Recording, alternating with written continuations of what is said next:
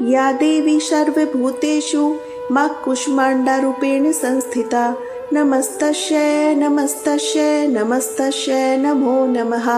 जय माता दी। नवरात्रि के चौथे दिन नव दुर्गा के चौथे स्वरूप की मां कूष्मांडा की पूजा की जाती है। अपनी मंद हल्की हंसी के कारण, अंड यानी ब्रह्मांड को उत्पन्न करने के कारण इन देवी को कूष्मांडा के नाम से पुकारा जाता है। जब सृष्टि नहीं थी, चारों ओर अंधकार ही अंधकार था, तब इन्हीं देवी ने अपने ईषत् हास्य से ब्रह्मांड की रचना की। इसलिए इन्हें सृष्टि की स्वरूपा या आदि शक्ति कहा जाता है। मां कूष्मांडा की 8 भुजाएं हैं, इसलिए वे अष्टभुजा कहलाई। इनके 7 हाथों में कमंडल, धनुष, बाण, कमल पुष्प, अमृत से भरा हुआ कलश, चक्र और गदा है। 8वें हाथ में सभी सिद्धियां और निधियों को देने वाली जपमाला है। मां का वाहन सिंह है। संस्कृत में कुमड़े को कुष्मांड कहा जाता है, इसलिए इन देवी को कुष्मांडा कहा जाता है, क्योंकि इन्हें कुमड़ा अति प्रिय है। इन देवी का वास सूर्य मंडल के भीतरी लोक में है। सूर्य लोक में रहने की शक्ति क्षमता केवल इन्हीं देवी में है। इसलिए मां कूष्मांडा के शरीर की कांत और प्रभा सूर्य की भांति ही चमकीली है। इनके ही तेज से 10 दिशाएं आलोकित है। ब्रह्मांड की सभी वस्तुओं, प्राणियों में इन्हीं का तेज व्याप्त है। तो आइए प्रिय श्रोताओं, ऐसी करुणामयी मां कूष्मांडा को हम नमन करते हुए मां की कथा का श्रवण करते हैं। समय के प्रभाव में कभी कभी ऐसे क्षण भी आते हैं जब स्वयं सृष्टि कहर उठती है। पर्वत टूटने लगते हैं, नदियां रो पड़ती है, आकाश बिजली की तरह गरज उठता है, क्योंकि जिस धरती को माँ ने अपने आंचल से पाला, उसी धरती को आज हम मानव नष्ट करने पर तुले हुए हैं। धार्मिक स्थल जो कि तप, साधना, आस्था के प्रतीक थे, आज मौज मस्ती और दिखावे का अड्डा बन चुके हैं। प्रकृति जो माँ का स्वरूप है, उसका अपमान किया जाता है। भक्ति जो हृदय में बसनी चाहिए, अब केवल मंच और शोर में खो गई है।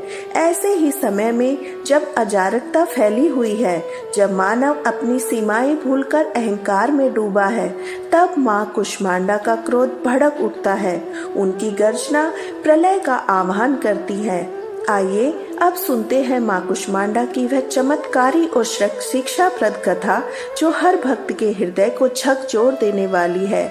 यह कथा सिखाती है सच्ची भक्ति, सेवा, प्रेम प्रकृति की रक्षा में है, ना कि दिखावे और व्यापार में।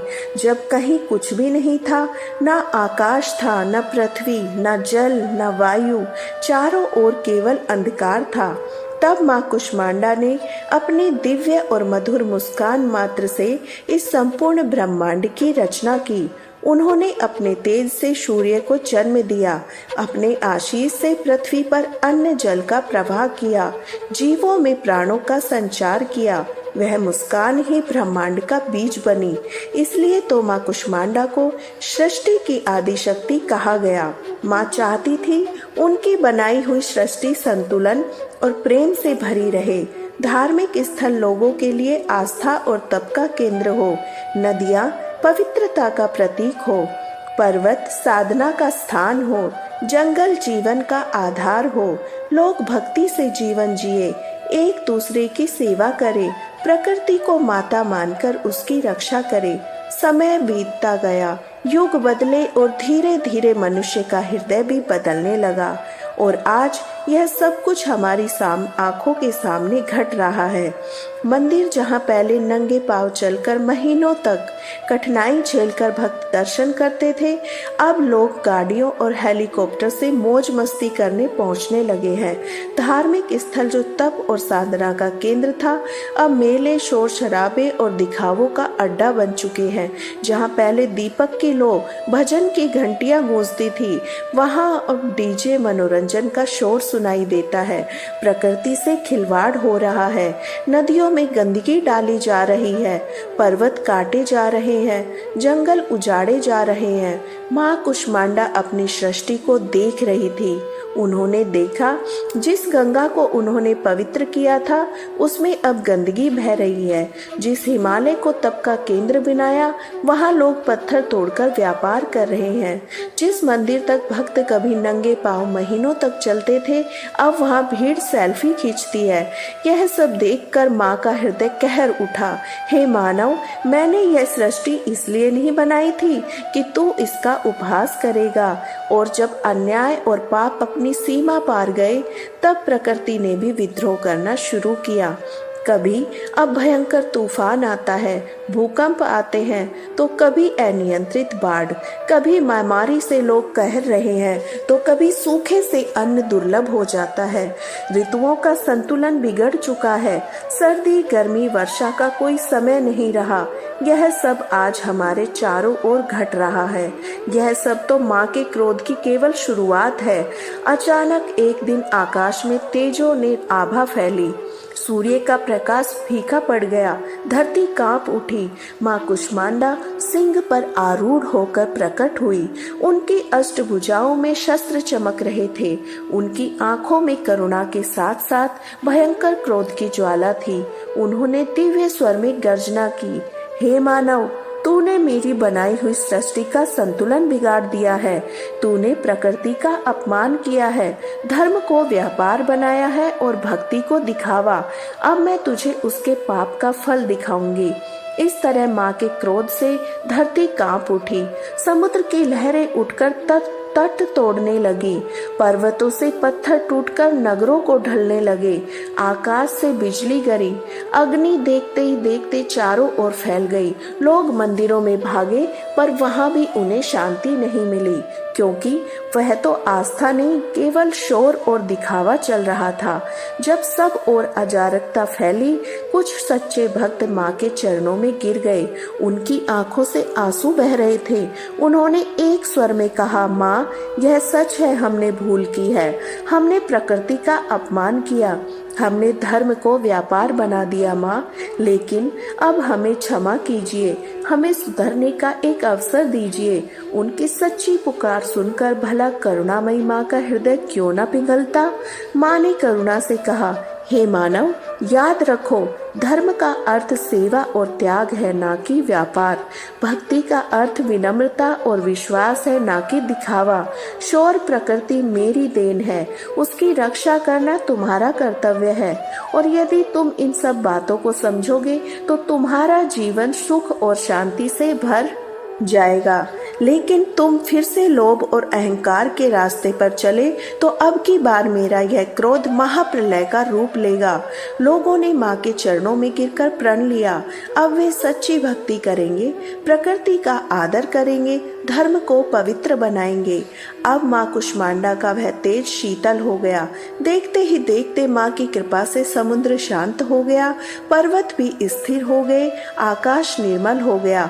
भक्तों से तब मिलकर कहा, जय माँ कुष्मांडा, जगत जननी की जय। तो प्रिय श्रोताओं, इस कहानी का सार बस इतना है।